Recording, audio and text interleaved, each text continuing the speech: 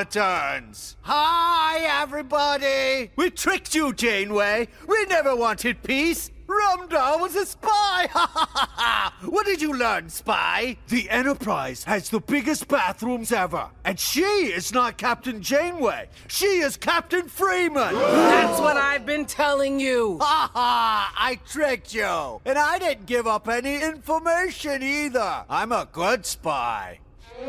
Wow, yes, you are amazing. I just wish I knew what information you kept secret so I could know how amazing you are. I didn't tell you anything about our big plan to smuggle a Veruvian bomb onto Earth. Is that right? Oh, Rumdar, you truly are a master spy. Two to beam up. Wait a minute!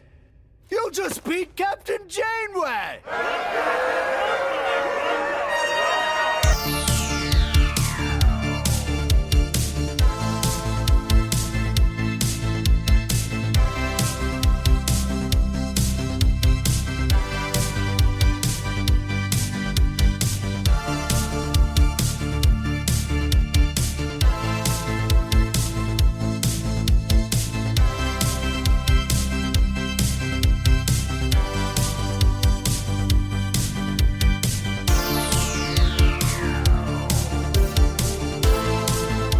Welcome, everyone, to Deep Space Pride, a gay Star Trek podcast. I am one of your hosts, Johnson, and with me is my co-host, Mike Thurlow.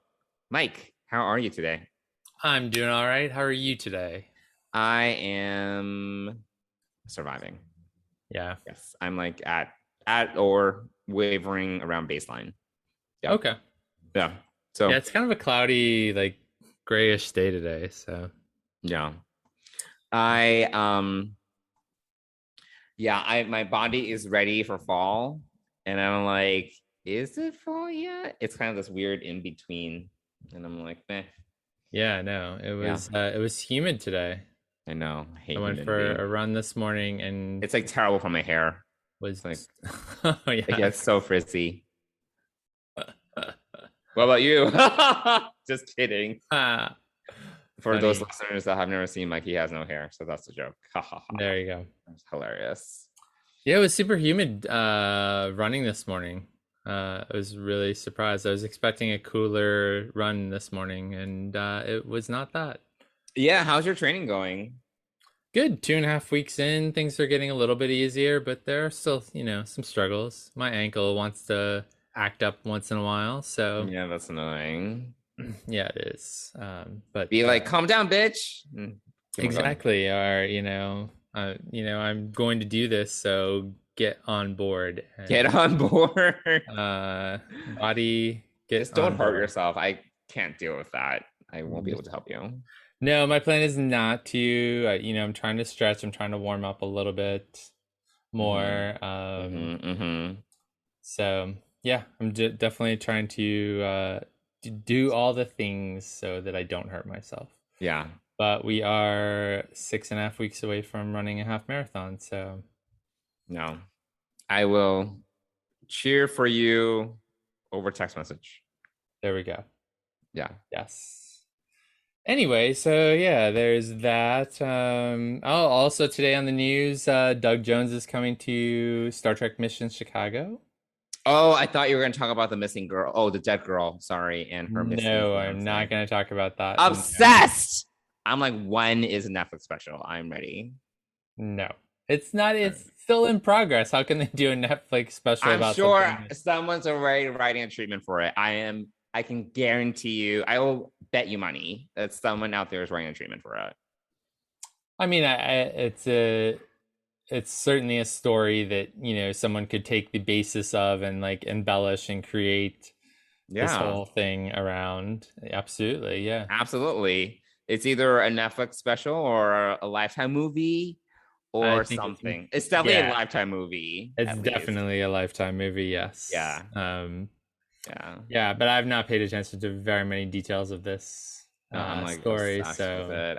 I've been clicking on every single article. There was an article on the New York Post yesterday because they raided the fiance's family's home, and it was really awkward. It was really odd. They were talking about like how dilapidated the house is, and then they talk about his bedroom and how he has disturbing posters. That they were trying to describe like how disturbing his room was, and they were like, oh yeah, he has a copy of Watchmen on his bookcase. I'm like, what does that have to do with anything? And then they go into describing how dark Watchmen is. I'm like, okay, so he's a murderer? Is that what you're trying to infer? Like, I don't understand.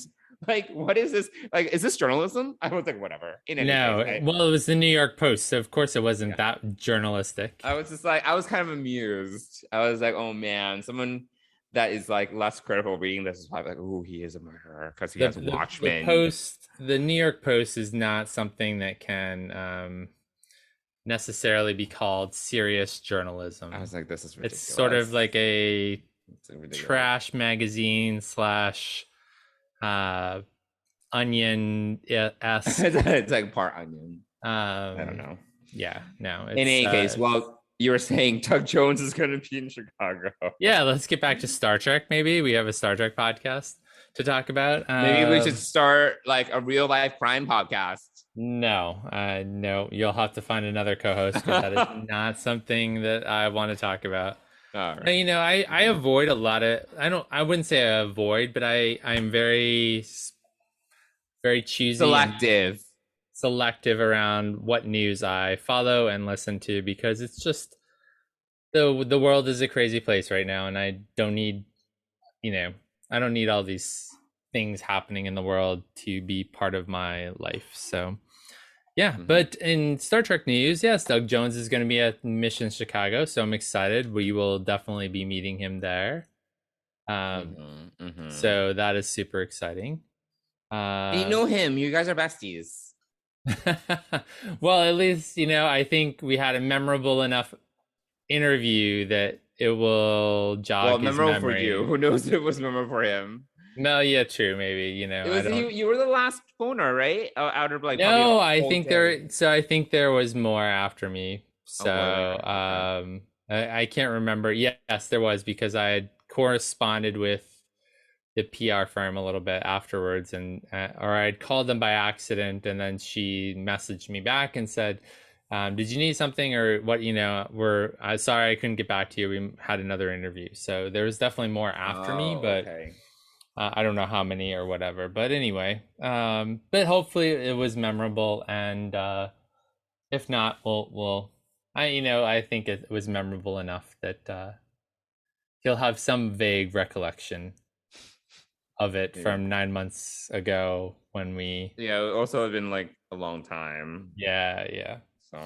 But anyway, yeah. So that's. So how many celebrities have they secured? Is it like 8 at this point? They're up to 6 now. I mean, I'm sure they're gonna. I think they're. It's so far away. I think they're teasing it out though, which is always a good thing. They want to keep it front of mind. It is the first mission convention, so right. They are trying to build it up. They just better not have those 2 tweens there. I will not stand for it. Yeah, so fucking annoying. Please have a diverse cast of interviewers, etc., but also please let them have some Star Trek knowledge. Yeah, that'd be nice. And also, repeating the same tweet multiple times. Oh, we've read that one. We've read that one. Yes. Okay. Or let's play the trailer again and again. I'm like, get out of here, please. Whatever. So all in the past. We covered all that last week, and so that's pretty much it. Next week, Star Trek Coda begins, which is a 3-book finale for the literary Trek universe. Oh, right. So the first book comes out by Dayton Ward next Tuesday. So I'm looking forward to that.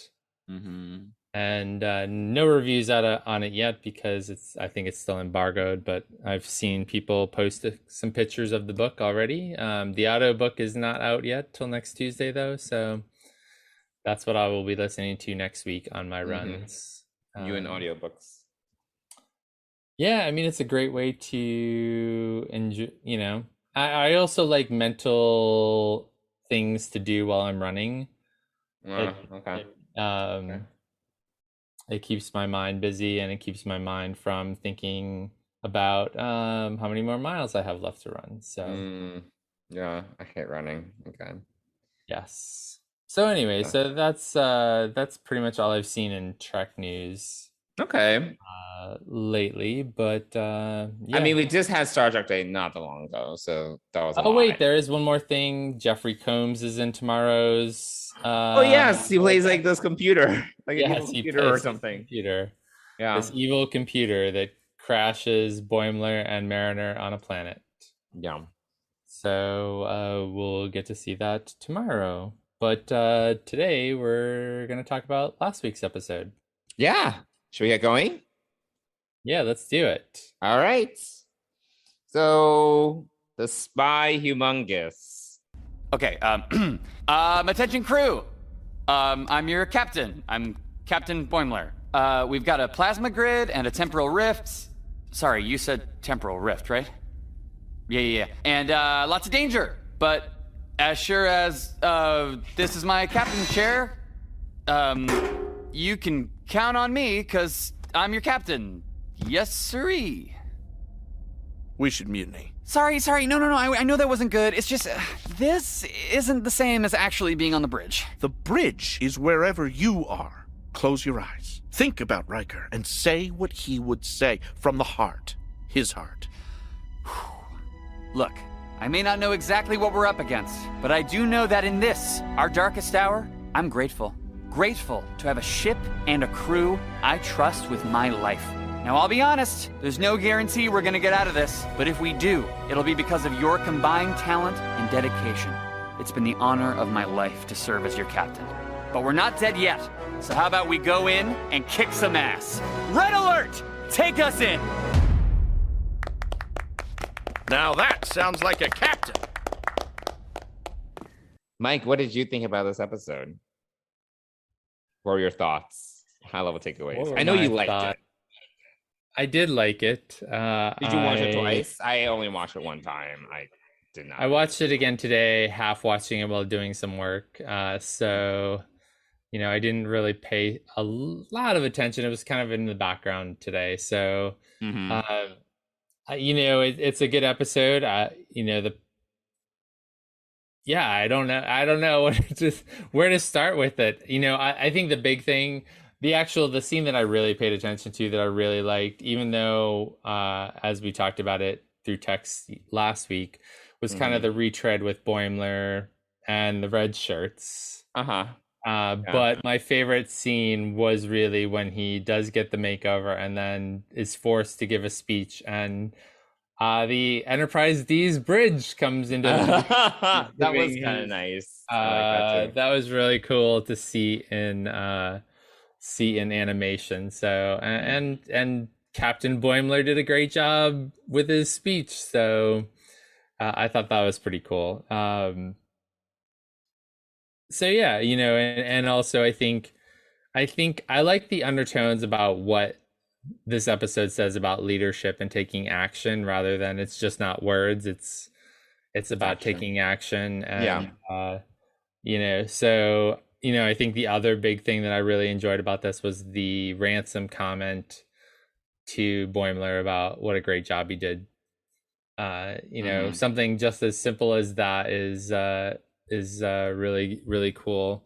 The whole, I still don't really get the whole, other than we know that the Pakleds aren't the smartest aliens in the universe.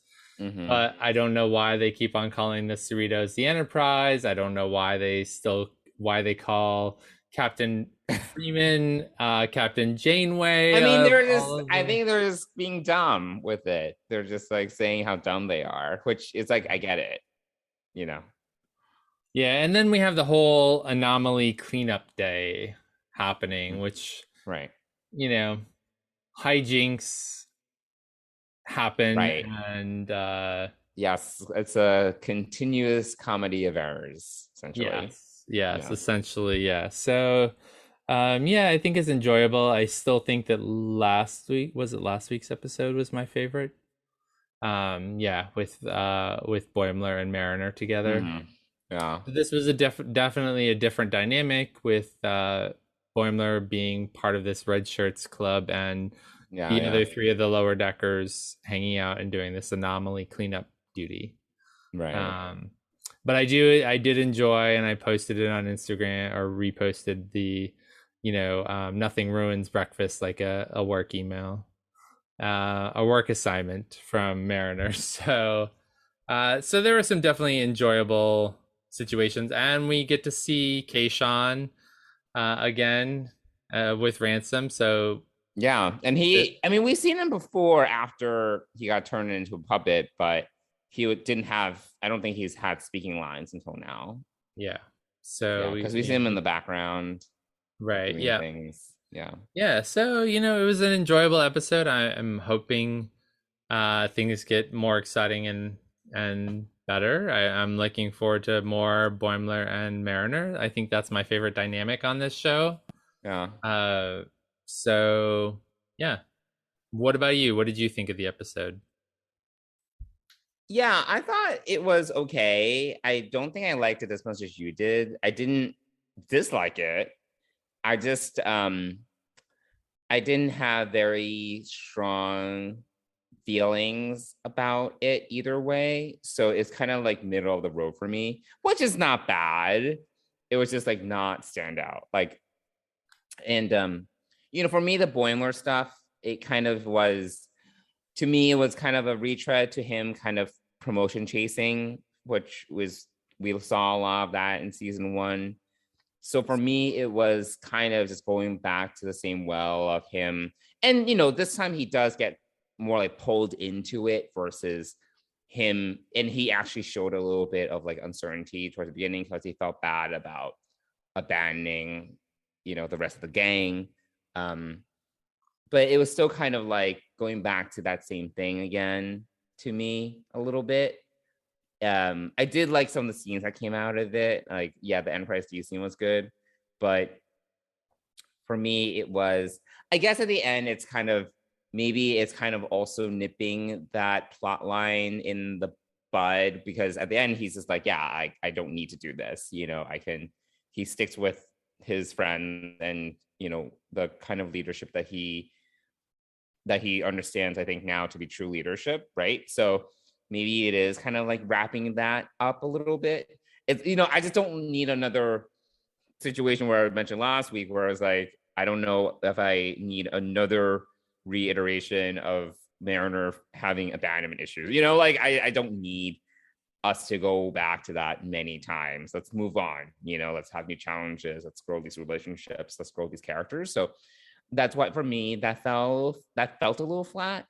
And yeah, I don't really know how I feel about the Mariner Tendi Rutherford storyline, because it was kind of just over the top, and it was this continuous like hijinks, as you called it.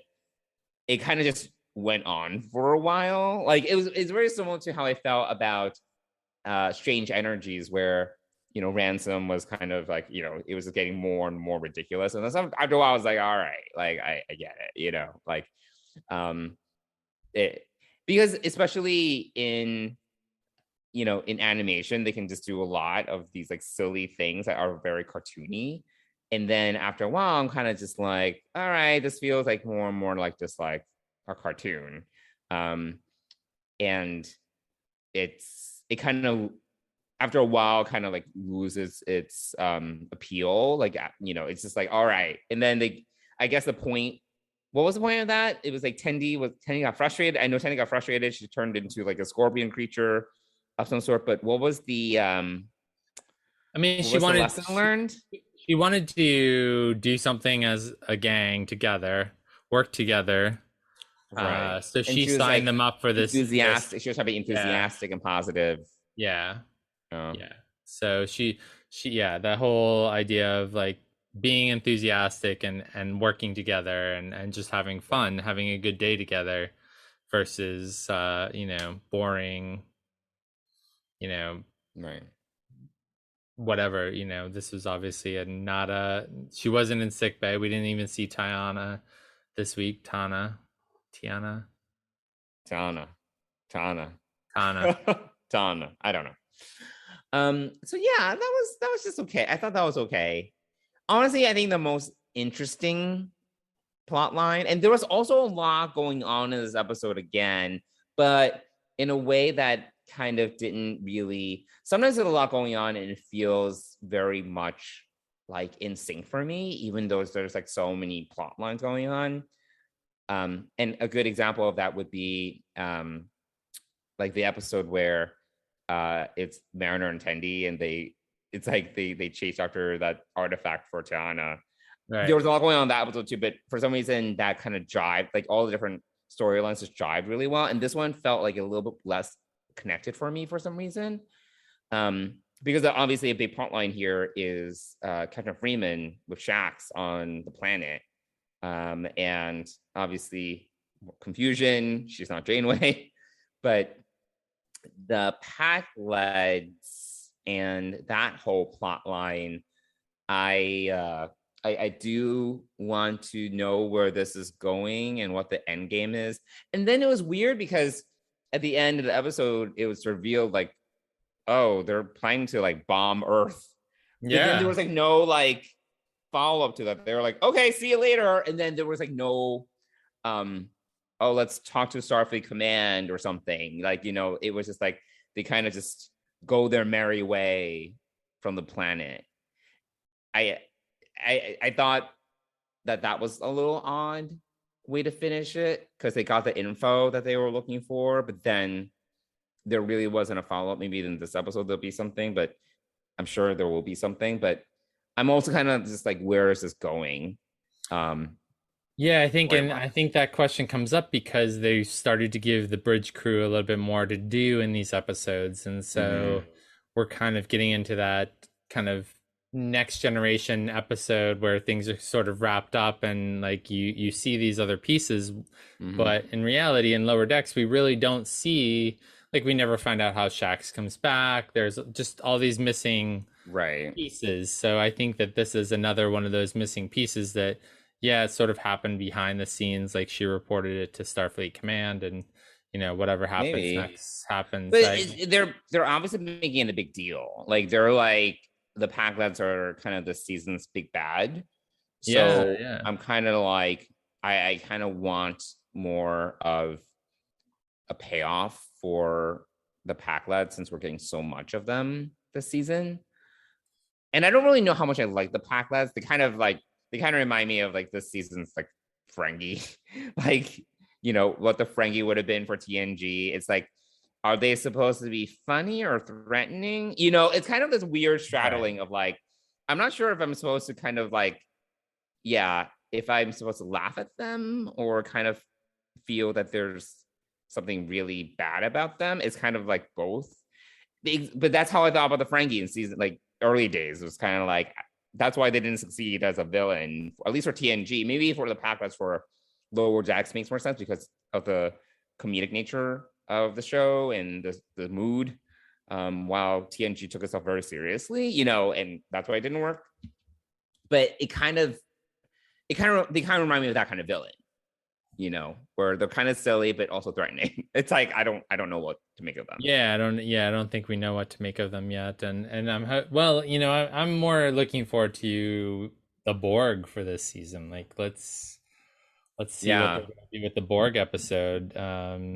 That's really what I'm waiting for. I don't know what the culmination of this season is going to be. I guess we didn't really know what the culmination of season 1 was going to be either. So. Well, season 1's big mystery was, or not mystery, or I would say like through line was Mariner and Captain Freeman. Yeah, Mariner and Freeman's like relationship. Yeah.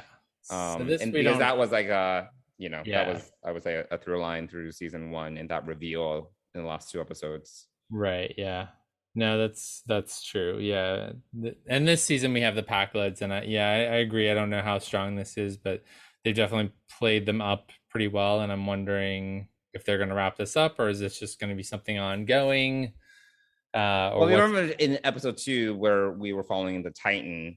I think it was Riker that was like, "Oh, they were saying that there's someone behind this because they didn't think the Pakleds would be capable of like kind of doing." Oh, right, yeah. Do you remember? Yeah. So maybe there's like a reveal, like, you know, who's like actually manipulating the Pakleds or something like that. I mean, maybe it's the Borg. Who knows? Maybe that would be a twist. That would be a twist. That would definitely be a twist. So this episode was fine. It was I didn't have this, you know, I didn't have the strong feelings I had as I did for the Mugato episode where I didn't really like it. But it also didn't reach the highs of what the season has had either for me. So it's kind of more in the middle. I would give it like out of 10, I would give it like a 6 or something. Yeah, I'd be right around there, 6 or 7 for this episode. Yeah. Definitely. I can't really quite put my finger on it, like in terms of why I felt that it felt so disconnected to me, like the different ABC. I mean, I think that's the reason the storylines were sort of disconnected. They were all, there wasn't any. They brought the two storylines, the Mariner Tendi Rutherford storyline. They brought in the Boimler story. They brought it back together at the end. Yeah, they brought that, but then the whole Pakled thing is completely separate. Oh, and Tayana was in the episode because she examined the Pakled. Oh, that's right. That's right. So we saw everybody this week. Everybody was here. Everyone was there. So yeah, I feel like it's skewing more towards next gen territory and a little bit away from, the lower deckers a little bit. Maybe. Yeah. So, based upon nothing other than that mid-season trailer, I'm hoping that the lower deckers have something to do with the Borg and other things. It looks like it. So hopefully, But knowing the show, I'm not really sure how. I mean, we get a Borg cube, but I don't really know like how. It might be much ado about nothing as well. Like, sure, it might be. You're right, and we just have to wait and see. It might just be like kind of like a cameo kind of deal, like Q or something. Yeah. Where it's no big deal. Yeah, you're right. It might be. So we'll have to wait and see. But yeah, that's really everything about the episode. I think I would say it wasn't their strongest one of the season. It was midway, midland. It was middling. Middling. That's what I'm trying to say. Wow. Wednesday has definitely got the best of me today. So and I don't even know, like I didn't even look into some of the anonymous artifacts, any of them. Oh yeah, we also got Armis at the end. Totally forgot about that. Oh yeah, actually that was probably the best part of the episode. Yeah, because I was just kind of like, all right, it's just like so random. Because I had actually just watched The Skin of Evil last week. Oh, you did? Oh, that's so funny. Yeah, I was listening to the another podcast and they were talking about it. So okay. So I ended up watching it again. But we forgot to talk about it because apparently it was like whatever. It's kind of just thrown in. Yeah, I mean it was a funny. Actually, I think the Star Trek just posted like that little clip on Instagram again. So yeah, that's kind of funny. Yeah, that I enjoyed. I thought that was really, kind of cool. And it was kind of random. I was like, all right, yeah, random but fun. And and I did see Mike McMahon talk about it, and he said like what a episode. Like how impactful that episode was to him, obviously because Skin of Evil. Yeah, because Tasha was killed, and this big evil thing that you just, this evil black gooey thing that kills people who randomly, So he was definitely traumatized, and this was his sort of getting back at Armis. So which I thought was kind of cool. So yeah, that's definitely an enjoyable piece of this episode at the end. So you're right. So there were some good parts to this episode, but I as far as the other anomalies go, I don't even, nothing even struck me as like, I feel some of them must have been Easter eggs, but I wasn't even that interested. I agree. Yeah, none of them were. It wasn't the kind of Easter. If they were deep cuts, deep cut Easter eggs. Unlike from the beginning of the season when we saw all the collector's ship and all of the Easter eggs there. So, yeah, but none of those anomalies were any fun or interesting. They were just kind of random. They were all just kind of, but I'm sure there's probably some story behind at least some of them for sure. Oh yeah, there has to be. Knowing knowing the production crew behind the show, there has to be. I just don't. None of them really stood out to me where I was like, oh, that is from that. At least in my first viewing. So right, exactly. So well, there we go. The Spy Humongous, or as I finally realized, the Spy Among Us. Yeah, I didn't even register that until you mentioned it. Yeah. And I was like, oh, okay. Yeah. Funny. Cool. All right. Well, I guess that's it for this episode.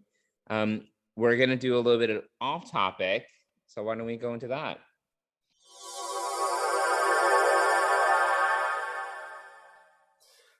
All right. So, Mike, other than Star Trek, what has been going on in your life, entertainment-wise? Things have been amusing you and taking up your time. I would say that I've been binging Babylon 5. Oh my God, you're back to Babylon 5? Yes, but I just finished the 4th season and I'm pretty much done. I'm not going to watch the 5th season. At least I don't intend to right now. Mainly because Susan Ivanova is not in the 5th season, and she's a major character for 4 seasons, and she didn't come back for the 5th season, and so I jumped ahead to what I knew as the finale of the series was, and so I wrapped that up. Okay, so you're done with Babylon 5. Yeah, I'm not, unless I decide to go and dip into the 5th season, which I don't plan to right now. And then I've also been watching I've been watching a little bit of Alias. Oh yeah, you're still watching Alias. How is that going? Is Michael Vaughn still hot? Michael Vaughn is still hot. Yes, he is. Now to the other. Oh, he's married to the evil girl. Oh, is she evil? Don't tell me this. I don't remember. Oh my God. Okay, I didn't expect that you didn't remember anything. I don't remember. I have not watched this show since it aired. What's her name? Probably. Lauren or something? Lauren, yes. Wow, look at you. You are a I don't know. Sometimes I just remember random shit. You are the Cliff Clavin of it's very selective. It's like my mind palace, and then there's there's shoe boxes everywhere, and then I was dig through shoe boxes. Lauren is correct, yes. So he's married to Lauren. They're clearly so it's just a different vibe to this season. I'm not enjoying it as much as the first 2 seasons, which we had talked about. The first 2 seasons are excellent. The 3rd season, kind of this 2 years later thing. I feel that time jump kind of ruined the show, unfortunately. So we'll see. And then I've been watching a little bit of Archer. I caught up with this. I've never seen it. Oh, Archer! It's an amusing animation show that is just ridiculous and good background while I do other things. So, but I finally caught up, I think, to the current season. I think so. I was a few seasons behind, but it's on Hulu, so I caught up with that. Okay. So yeah, that's pretty much it for my entertainment. What else? We've been watching a few movies on Netflix and whatnot, and you introduced me to the Squid Game trailer, so I will probably at some point pick that up. It got good reviews too. I was like, how did I miss this? So yeah, but it only just came out last week, so it definitely has the Alice in Borderland vibe to it. Except it's not Japanese, it's Korean. Thank you. No, it's the other way around. This is Japanese, not Korean. No, it's Korean. This is Korean? I thought Alice in Borderland was Korean too. No, what is Alice in Borderland was Japanese. Remember, they were Oh. in Japan. They were like in Shinjuku or Shinjuku, like the Times Square in Japan that when it empties out. That, Right. I don't know if you've ever been to Tokyo, but I have not been to Tokyo, so Okay. yes, but I am familiar with that. All right. So anyway, it has the same vibe. It does have the same vibe. Yes. It has that vibe of, are you on mute on purpose? Nope. Sorry, I hit the button by accident. Okay. Because it looked like you were still talking. I was like, I was thinking about what to say about it, and then you said that. Yeah, no, it looks it's it's kind of apocalyptic. Not really. This one doesn't seem as apocalyptic as just really out there. it's a little dark. People are brought together to play this deadly game. It's kind of like Hunger Games a little bit. It has a little bit of Hunger Games. It has it's a little silly, over the top. Yep. So probably check that out. But at some point soon. But what about you? I think that's pretty much it for me. What about you? What have you been watching? Yeah. So I started watching Q Force on Netflix. Have you been getting those ads? Oh yeah, Dennis watched it. I caught parts of the season throughout. It's all right. It's all not. Right, yeah. It's not really my jam. I think I watched like 2-3 episodes. Yeah, I don't know. I mean, it's kind of funny. It's kind of like it's for those who don't know, it's basically like it's kind of like Archer but gay. Like, I guess that would be, I think, even though I've never seen Archer, like I've seen enough commercials to kind of know what Archer's like. Yeah. Except the main character is gay and his whole team is gay. Yeah. And it's animated. It's a cartoon. It actually looks, even animation style, it kind of has that look. It's a little bit brighter than Archer, but like it has that like very traditional animation style, very clean. And it's all right. It's okay. I mean, like, it's definitely, it's silly. It's silly. It's very over the top. The characters, I guess the characters are just very, like, some of them are very stereotypical, which I know it's a cartoon. It's like whatever, right. But yeah, some of them are very stereotypically gay, which, you can argue that in many ways, whether that's good or bad. But I don't know. It's fine. I watched like 2-3 episodes. I stopped watching it. So I don't think I'm going to keep on watching. It's fine. I'm more, I am definitely more into, I think this is where one area where you and I differ quite a bit is I'm really into like dark stuff. I really like dark dramas. I like horror. Not your jam, I know. No, but I'm watching Impeachment, American Crime Story on FX. It's about Bill Clinton's impeachment. So it's not about Donald Trump's impeachment. And I mean, honestly, I'm watching it. I'm like, this is kind of tame compared to like what we've been through. Honestly, the past 4 or 5 years, I'm like, he had sex with an intern. It's like, what's the big deal? Of course, they need to make it a big deal because they need to make a whole show out of it. But it's almost like, oh my God, this was a scandal. Like, compared to our lives, like what we've seen. Right, yeah, definitely. It's just pales in comparison, but they need to make literally like 10 episodes out of this Monica Lewinsky scandal. And it's just like, literally, like when comparing it to our lives, it is, I just don't, it's kind of soapy because they need to make the drama, and everything. And what is interesting is that the show takes the perspective of the women. So it's it's Monica Lewinsky's perspective, Linda Tripp's perspective. Like, they're the main characters. Bill Clinton's in it, but he's like almost secondary, which is interesting. So I do like that perspective of it, but I do feel it's a little soapy, which I don't mind. So I'm still watching it. I actually think the acting's really good. I am liking it. I'm still watching Ted Lasso, and I started watching the morning show. So you haven't watched the morning show yet? You don't have Apple TV Plus right now, right? Right now, no, yeah, I canceled that one and they. Okay, so I have to mentally prepare you for the season of the morning show.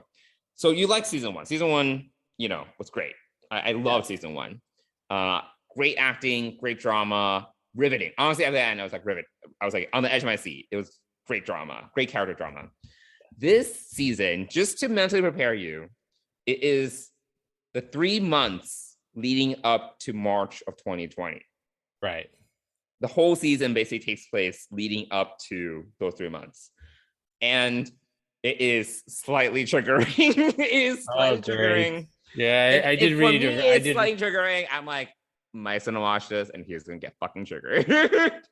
Yep. So, I mean, I did hear that already. So I mean, it's so good. It's so good. And there's a lot of foreshadowing. Like, they definitely foreshadow. They'll make a mention of like, oh yeah, there's this like, respiratory illness in China, or they'll just drop this line, or like someone will just sneeze and it's like, okay, I got it. I understand where you're going with this. Yeah, it's interesting because like, it's very first world problems, like these characters that are all tremendously successful and wealthy, and it's all about their drama and their struggles. And I am interested to see how they kind of then introduce the pandemic and how their problems are, in the shadow of the pandemic, like how things are put into perspective or like things like that. I am interested to see how that all goes. But I'm like, okay, like this feels very familiar because it's supposed to. And of course, so the first episode takes place on New Year's Eve of 2019-2020.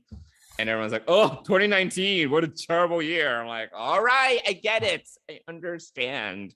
So I did read a little bit about this, and from what I understand, they had to go back and add some of this. They read the whole season. Yeah. So yeah, we'll see. I'm actually not. I'll watch it, or at least I'll watch the first couple episodes when I renew. But I am getting Apple TV Plus again, mainly for Foundation. Yes, good. So it's Friday, and also Invasion. I want to kind of see how they. Yes. So that's October. Really why I'm getting it. And I may try to catch up on For All Mankind season 2, which I never watched. So. Oh my God! I forgot that you never watched season 2. Yeah. Can we please talk after you watch season 2 of For All Mankind? Of course, yeah. I have so many thoughts about season 2 of For All Mankind. Okay. I mean, it was great, but I definitely have thoughts. I have notes. Okay. Yeah. We can definitely. Of course, we always talk about shows that we watch. So yeah. Yeah. So, anything else? Yeah. So you sent me a really long list. Oh my God, there's so much happening. Like I was just like thinking about like how much new TV is coming out this fall and winter. I'm like, there's a lot. I just like this is just a list I went all the time in my head, and I didn't even. I'm sure there's other stuff that I'm like looking forward to. So I know you're not looking forward to it, but Midnight Mass is coming out Friday. Yeah, no. Very excited for it. I know you're not into horror. I love Mike Flanagan. I love The Haunting of Hill House. It was so good. Yeah, no, and it wasn't even that scary. I know you're not into that shit, but I didn't think it was that scary. It's very character driven. It's about like trauma, like in how that is the family trauma, family dysfunction, and how that is like kind of the real horror. Like in some ways, it's very interesting.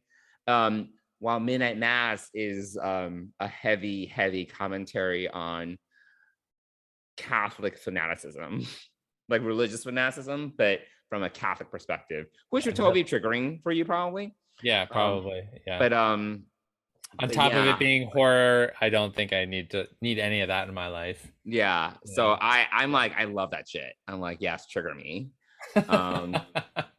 So I'm really looking forward to it. And then the reviews are fantastic. Like people are like, it's perfect. It's like the best horror series ever. Like I'm like very excited. It's only 7 episodes. It's a series, so it's not a movie. Limited series, 7 episodes. Yep. He does a lot of limited series. Like these are all kind of anthology standalone. I am looking forward to another show, The Witcher season 2. Yeah, December. Yeah, not until December though. Yeah, that's a little far away. We talk about Foundation. That's also coming out this Friday. Then we have 2 new Star Trek series, or rather seasons. October. Well, 1 new series, 1 new season. October, November. Yep. So we have a lot. Also today I just watched the first episode of this. I was surprised. I went to Disney and Star Wars Visions is out, and they put all nine of these shorts up all at once. I thought they were going to come out weekly, and I watched the first one, The Duel, and it was really good. And how long are the episodes? 14, like anywhere like 10 to 14, 15 minutes. So they are short. The Duel was excellent, and also this character is going to be in a new book that comes out early next month for Star Wars called Ronin. So I'm excited about that too. But the first episode was really good. So it's cool. I didn't even know. I mean, I think I saw some headlines about it, but I didn't realize A, that it was out, and B, that the whole season was out.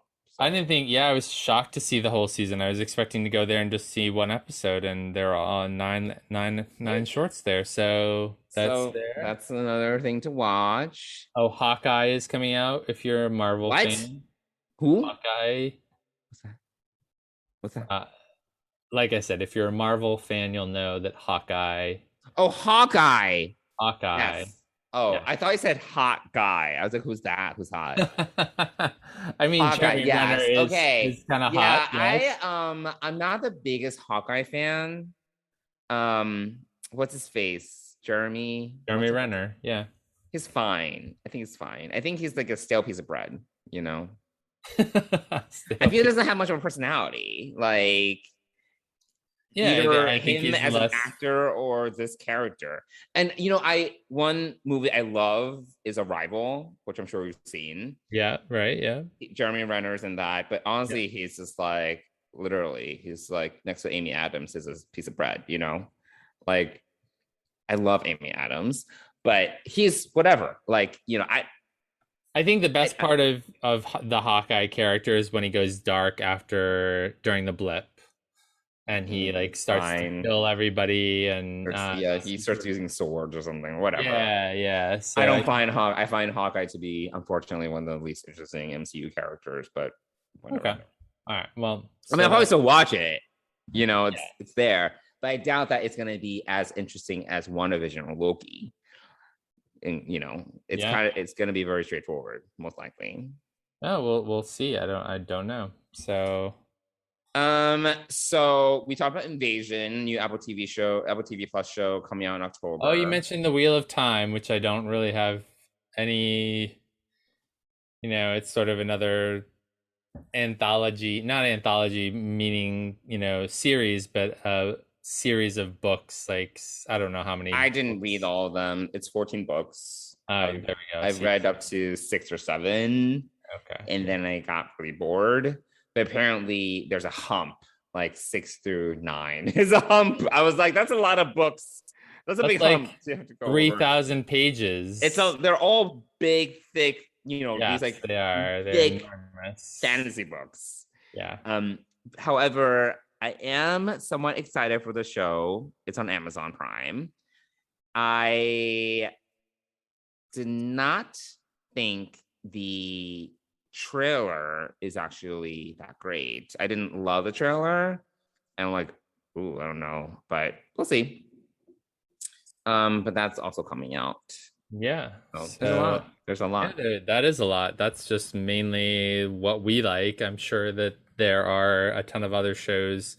Oh, there's the new Wonder Years, which I'm not sure. Are you gonna watch that? I don't know. I'm not sure. So there's that. The Wonder Years. That was like childhood.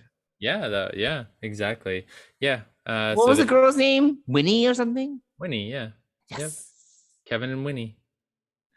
Yeah, that was a great show. She was really pretty. Yeah, when she transformed from her nerdy self to. I just remember her. I was like, she's pretty. Yeah. Okay. Oh, and then I also finished Pandemic Legacy, which is the board game that I threw out. Board game, yes, you threw out. Yes. It took 2 years to finish this game. This is a game for those that don't know. It came out way before the pandemic. It was just years and years before, and it's a whole series of games.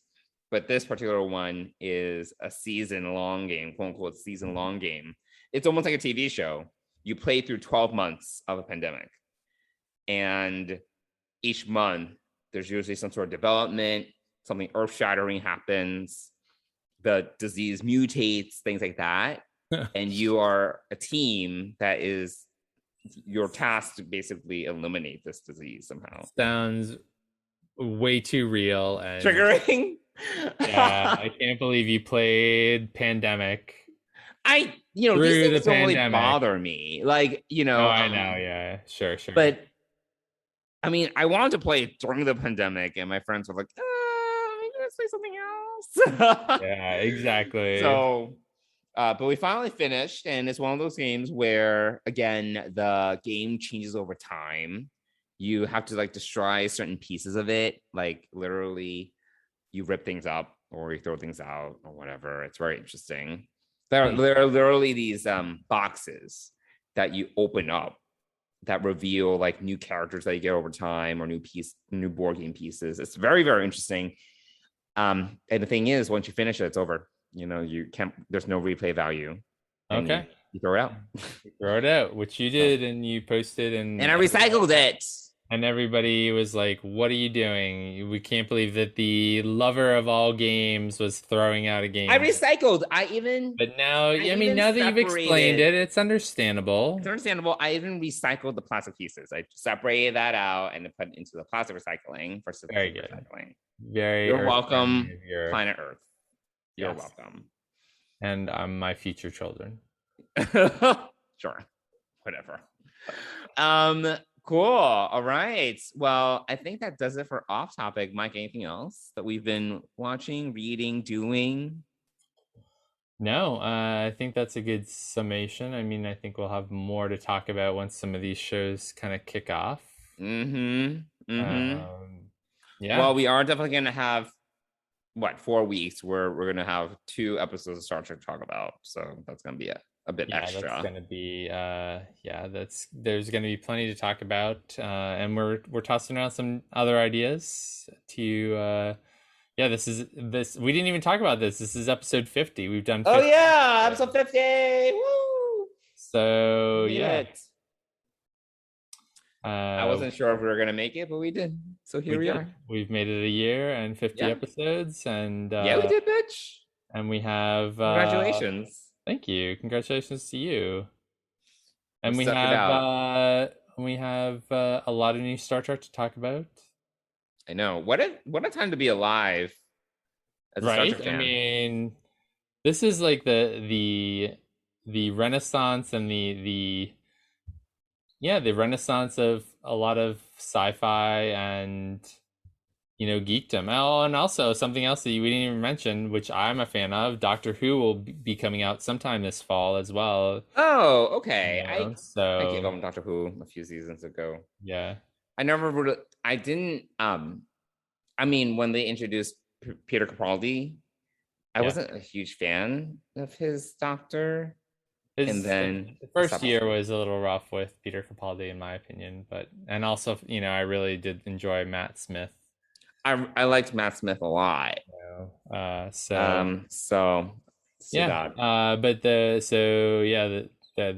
coming out. But yeah, like between Star Wars, so the 3 major sci-fi things that came out that I was into as a kid were Star Wars, Star Trek, and Doctor Who, and all of those are alive and well. Well into my adulthood, and more people are watching them. And one thing I realized that we did not get at all during Star Trek Day was anything having to do with the cinematic universe, because there's apparently a lot going on there, but nothing. They didn't even like, they didn't talk about anything. I was like, oh, hopefully, future Star Trek days or First Contact days, because they haven't done a good job in terms of like kind of selling both because of the Viacom, CBS, like all that shit.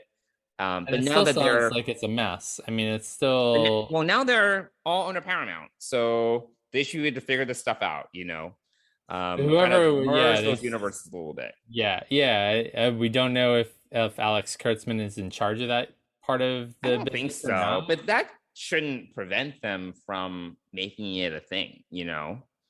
I think that they want to tie it all together, and so I don't know. There's obviously some challenges that we're not aware of that are preventing them from announcing details about at least one movie, if not the several that are rumored. I don't know. Production. So I think there are like technically 3 that are still alive somehow, somewhere. Yeah, so whatever. Until we get some concrete details, maybe we'll get something in Chicago. Maybe. Who knows? Maybe they'll get their shit together in 6 months and can like announce something worthwhile, or they can continue to like just focus on the TV universe. And also I think it's a lot harder now to pull that cast together.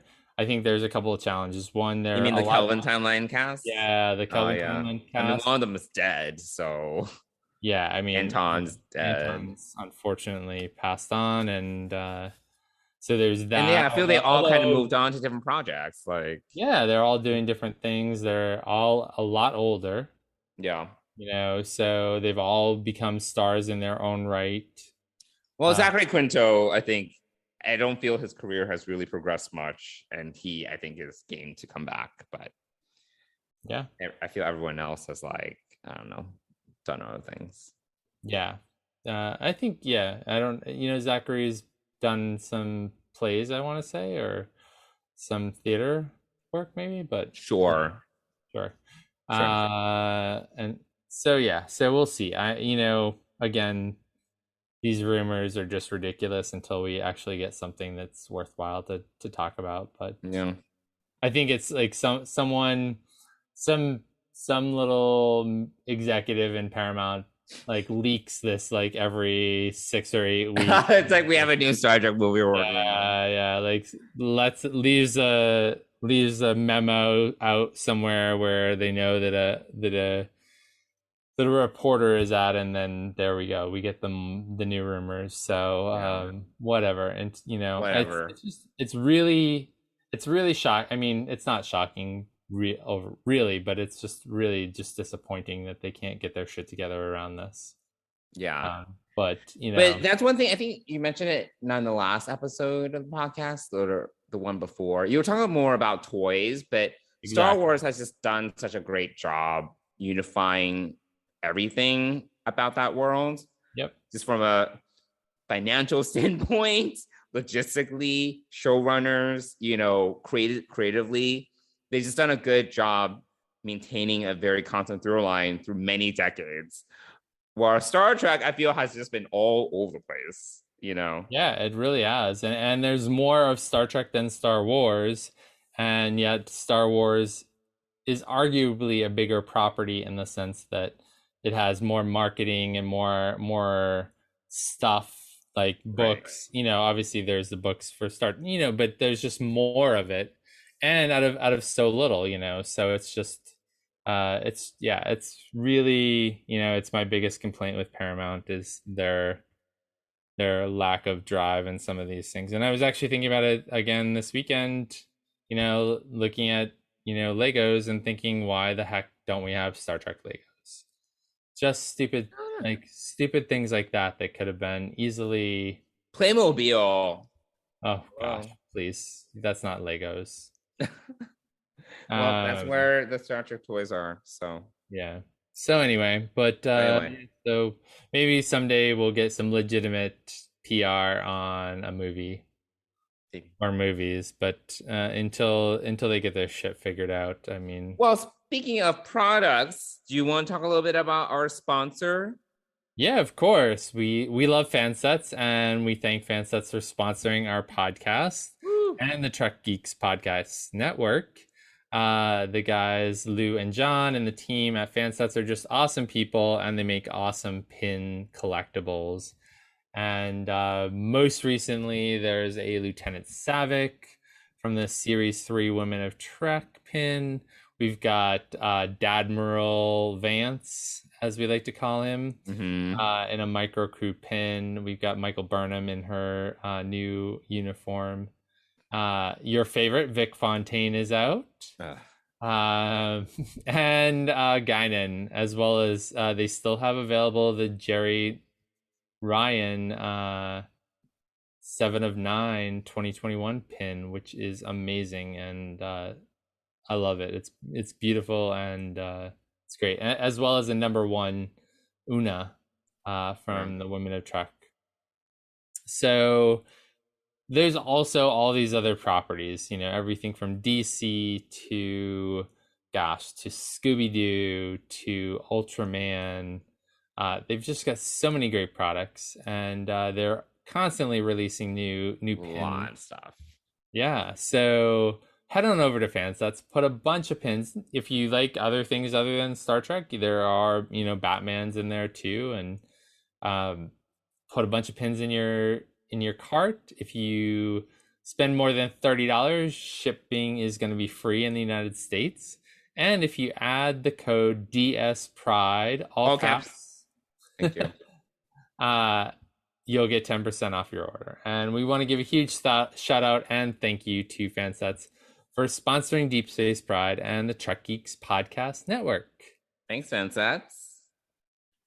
Cool. All right. Well, I guess that does it for this episode. We kind of meandered all over the place in terms of the conversation, but that's how usually these things go. If you have any thoughts, comments, or feedback for us, we'd love to hear from you.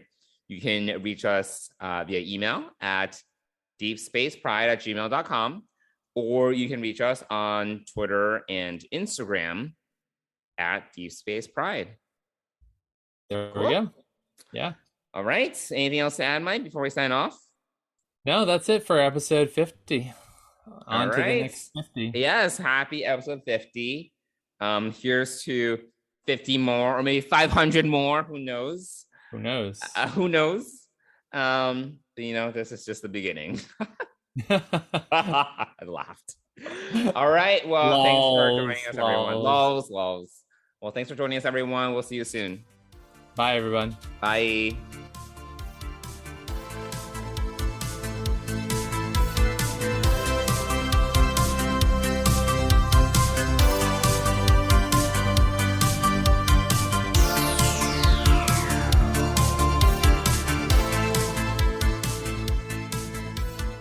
Deep Space Pride is a production of Coconut Media Works. Executive producers Bill Smith and Dan Davidson. For more great Star Trek discussion, discover the other shows of the Trek Geeks Podcast Network at trekgeeks.com, or find us in Apple Podcasts, Spotify, or your favorite podcast app.